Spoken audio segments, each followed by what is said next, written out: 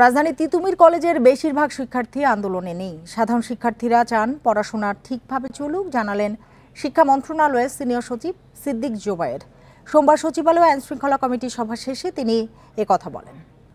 এ নিয়ে আলোচনা করতে আমাদের সাথে যোগ দিয়েছেন ঢাকা বিশ্ববিদ্যালয়ের কলা অনুষদের ডিন অধ্যাপক সিদ্দিকুর রহমান খান এবং আছেন ৭ কলেজ বিশ্ববিদ্যালয়ের রূপান্তর আন্দোলন টিমের প্রতিনিধি মোহাম্মদ নাঈম হাওলাদার।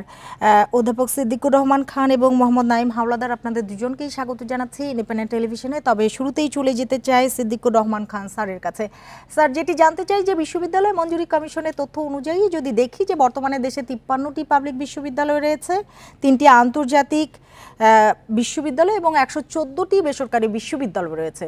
এই পরিসংখ্যানকে যদি সামনে রেখে আপনার কাছে জানতে চাই যে তিতুমির কলেজকে বিশ্ববিদ্যালয়ে রূপান্তরের কোনো যৌক্তিকতা আপনি দেখেন কিনা।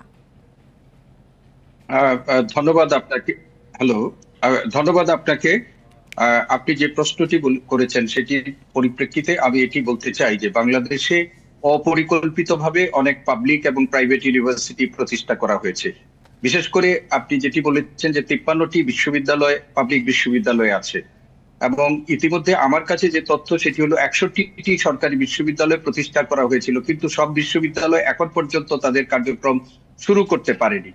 গত সরকারের আমলে যেটি হয়েছে, জনতুষ্টি অর্জনের লক্ষ্যে অপরিকল্পিতভাবে সব জেলায় জেলায় বিশ্ববিদ্যালয় প্রতিষ্ঠার যে উদ্যোগ গ্রহণ করা হয়েছিল, আমি মনে করি উচ্চশিক্ষার জন্য এটি একটি ভুল সিদ্ধান্ত ছিল। আমরা উচ্চশিক্ষার গুণগত মান বৃদ্ধির উপর আমরা গুরুত্ব দিতে চাই।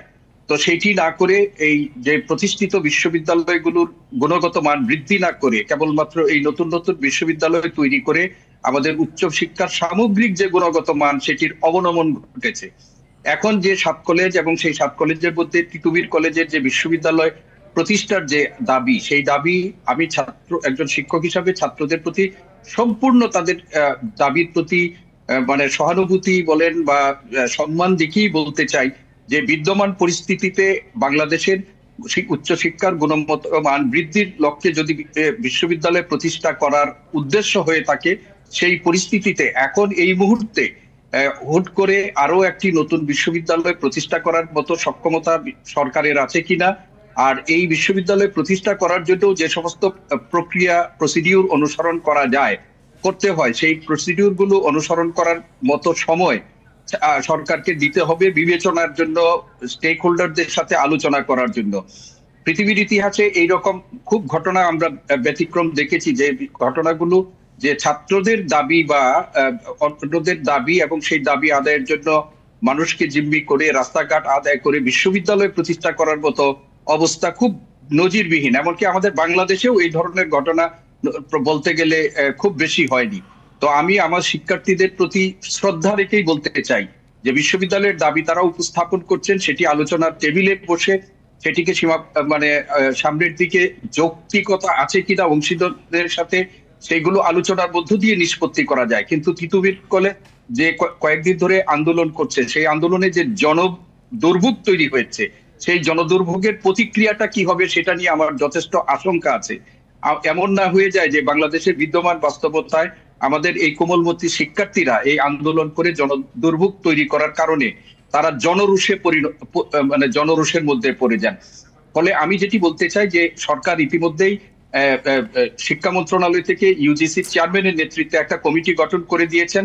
সেই কমিটি কাজ করছে, তারা যৌক্তিকভাবে সবকিছু বিচার বিশ্লেষণ করে যদি তিতুমির কলেজ বিশ্ববিদ্যালয় হওয়ার মতো পরিস্থিতি থাকে তাহলে সেটি করবে।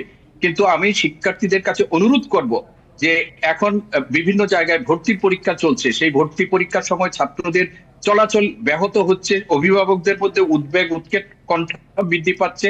আমি তাদেরকে অনুরোধ করব যে তারা যেটুকু আন্দোলন করেছেন সেই আন্দোলনের জন্য সংশ্লিষ্ট কর্তৃপক্ষের সাথে আলোচনা করুন এবং এই বিষয়ে সুরাহার একটা যৌক্তিক পথ তারা উদ্ভাবন করুন। সাথে থাকুন, আমরা আবারও আসবো আপনার কাছে। এবার চলে যেতে চাই, আমাদের সাথে আছেন রাজধানী ৭ কলেজ বিশ্ববিদ্যালয় রূপান্তর আন্দোলন টিমের প্রতিনিধি মোহাম্মদ নাঈম হাওলাদারের কাছে। নাঈম হাওলাদার, গণ অভ্যুত্থানের মাধ্যমে স্বৈরাচারী সরকার বিদায় হয়েছে, পাল্টে গেছে কিন্তু পুরো দেশের দৃশ্যপট। এখন নতুন করে দেশ গড়ার সময় বলছে অন্তর্বর্তী সরকার।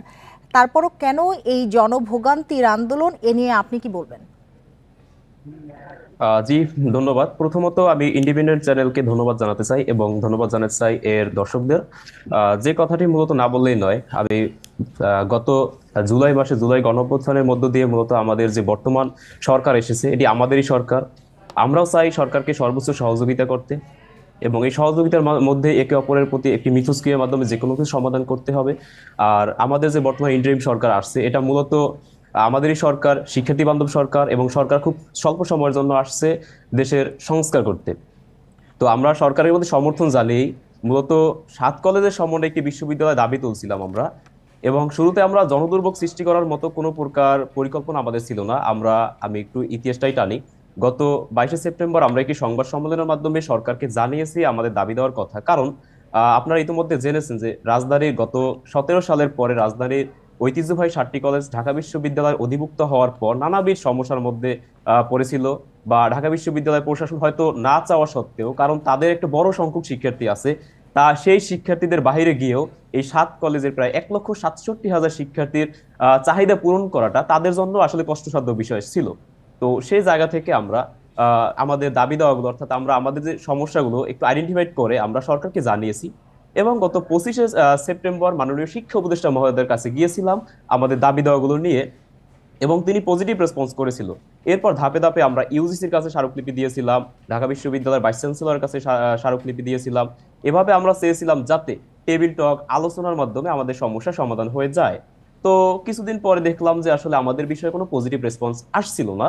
তারপরে আমরা রাস্তায় নামতে বাধ্য হয়েছিলাম এবং আমরা চেয়েছিলাম, প্রথমত আমরা গত 21শে অক্টোবর আমরা মাঠ কর্মসূচি দিয়েছিলাম। আমরা সময় দিয়েছিলাম সরকারকে একদিন, যাতে সরকার আমাদেরকে ডাকে, ফলে আমরা একটা আলোচনার মাধ্যমে আমাদের সমাধানটা আসে, যাতে জনদুর্ভোগ সৃষ্টি না হয়। পরবর্তীতে আমরা 23শে সেপ্টেম্বর আবার কর্মসূচি দেই। এরপরে সরকার আমাদেরকে ডাক দিয়েছিল এবং আমাদের সাথে টেবিল টকের মাধ্যমে ফলপ্রসূ একটা আলোচনা হয়, সিদ্ধান্ত হয়, যার পরিপ্রেক্ষিতে আমরা সকল ধরনের কর্মসূচি উঠিয়ে নিয়েছি। এবং ধীরে ধীরে সরকার একটা কমিটি গঠন করে দিয়েছে। আপনারা ইতিমধ্যে জানেন যে উচ্চ পর্যায়ের বিশেষজ্ঞ কমিটি গঠন করে দিয়েছে আমাদের সকল সমস্যা সমাধান করার জন্য, এবং 7 কলেজের সমন্বয়ে কিভাবে একটি বিশ্ববিদ্যালয় করা যায় সেই রূপরেখা প্রণয়ন করার জন্য আমরা সরকারকে সম্পূর্ণরূপে সমর্থন করতেছি। এবং সরকারের এই সিদ্ধান্তকে সাধুবাদ জানিয়ে আমরা সকল ধরনের কর্মসূচি উঠিয়ে নিয়েছি। কিন্তু আপনি দেখবেন এই সরকার আমাদের বিষয়ে একটি ফলপ্রসূ একটি সিদ্ধান্ত নেওয়ার পরেও তিতুমির কলেজ আবার আন্দোলন করা শুরু করেছে। আপনি জানেন বর্তমান সরকার খুব স্বল্প সময় সরকার, এই সরকার চাইলেই অনেক বড় কিছু করতে পারবে না, এটা আমরা জানি, কারণ সরকার একটি সীমাবদ্ধতা রয়েছে। নাইম হাওলাদার, আপনার কাছে আবারও আসবো, আবারও চলে যেতে চাই জনাব সিদ্দিকুর রহমান খান স্যারের কাছে। স্যার, কলেজগুলো বিশ্ববিদ্যালয়ে রূপান্তর হলে শিক্ষা ব্যবস্থায় কি বড় ধরনের গুণগত পরিবর্তনের সম্ভাবনা দেখেন আপনি?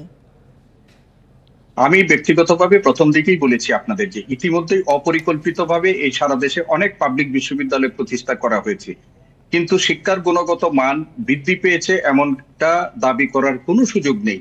আপনি অনেক পাবলিক বিশ্ববিদ্যালয় প্রতিষ্ঠা করা হয়েছে, তার অবকাঠামো তৈরি করা সম্ভব হচ্ছে না, সেখানে যোগ্য শিক্ষক নিয়োগ দেওয়া সম্ভব হচ্ছে না, সেখানে শিক্ষার্থীদের জন্য প্রয়োজনীয় শিক্ষার সুযোগ তৈরি করা সম্ভব হচ্ছে না, গবেষণার কোনো ন্যূনতম সুযোগ তৈরি করা সম্ভব হচ্ছে না।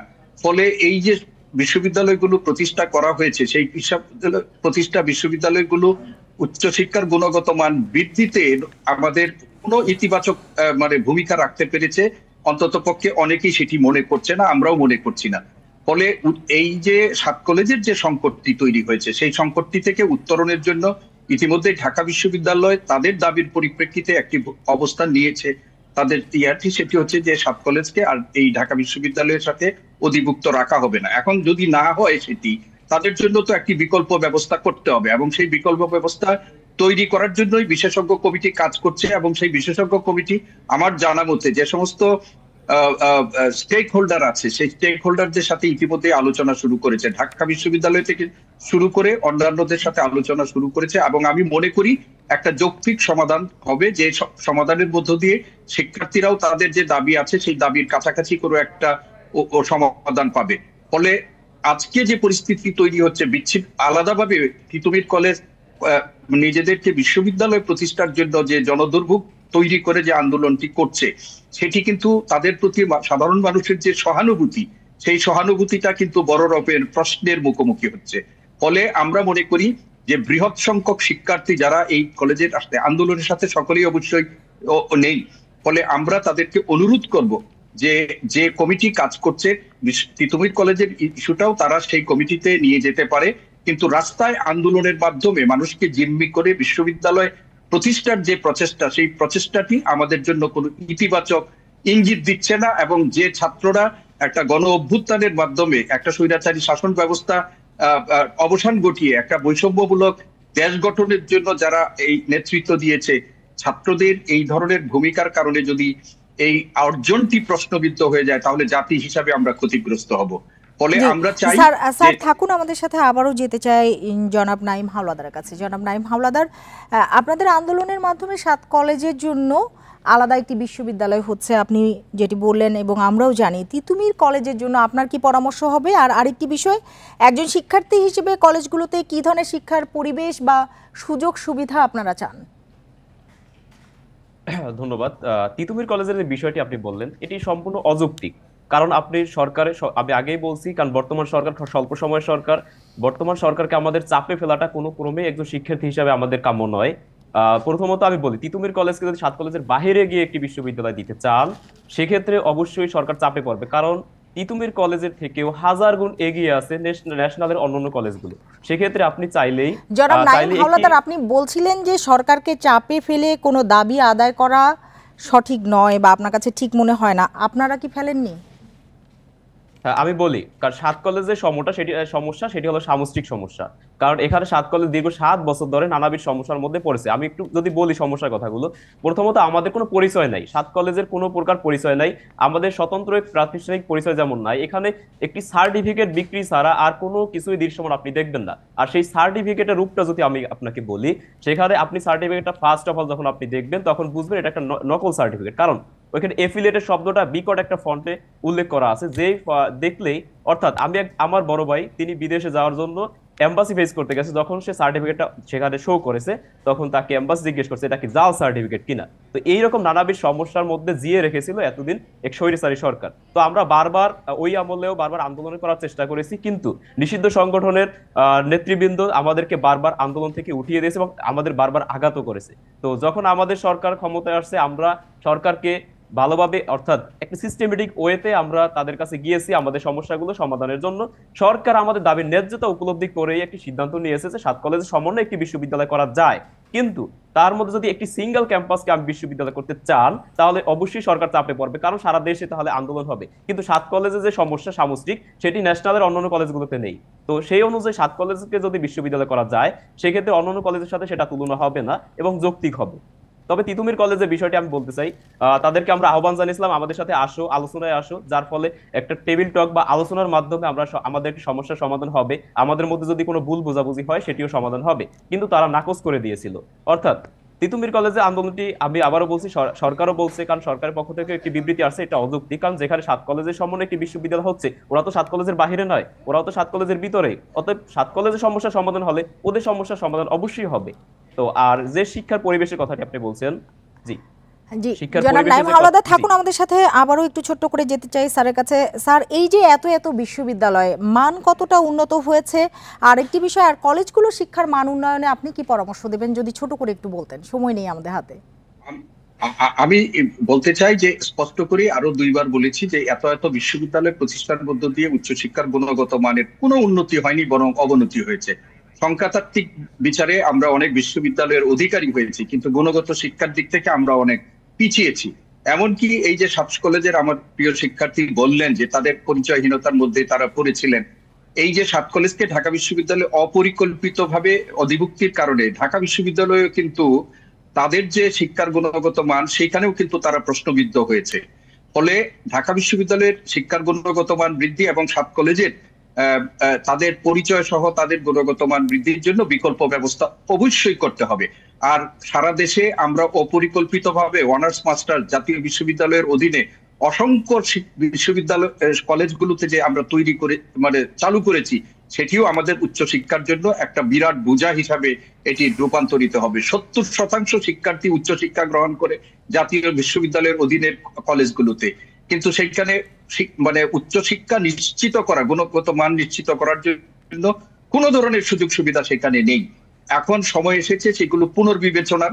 এবং আর নতুন করে কোনো কিছু নয়, বরং যেগুলো বিদ্যমান আছে সেইগুলোর গুণগত মান বৃদ্ধির জন্য এই সরকারকেই কাজটা শুরু করতে হবে এবং পরবর্তীতে এর ধারাবাহিকতায় যারা ক্ষমতায় আসবে, একই সাথে যারা এই বিশ্ববিদ্যালয় পরিচালনার ক্ষেত্রে দায়িত্বপ্রাপ্ত আছেন তারাও এই কাজটি করবেন। এবং এটাই হচ্ছে এখন সময়ের সবচেয়ে গুরুত্বপূর্ণ। না হলে জাতি হিসাবে উচ্চশিক্ষার যে বৈশ্বিক প্রতিযোগিতা, চতুর্থ সেখানে শিল্প আসলে এটা বিপ্লবের কঠিন হয়ে যাবে। স্যার, আপনাকে অনেক ধন্যবাদ আমাদের সাথে যোগ দেবার জন্য। জনাব মোহাম্মদ নাঈম হাওলাদার, আপনাকেও অনেক ধন্যবাদ আমাদের সাথে যোগ দেবার জন্য।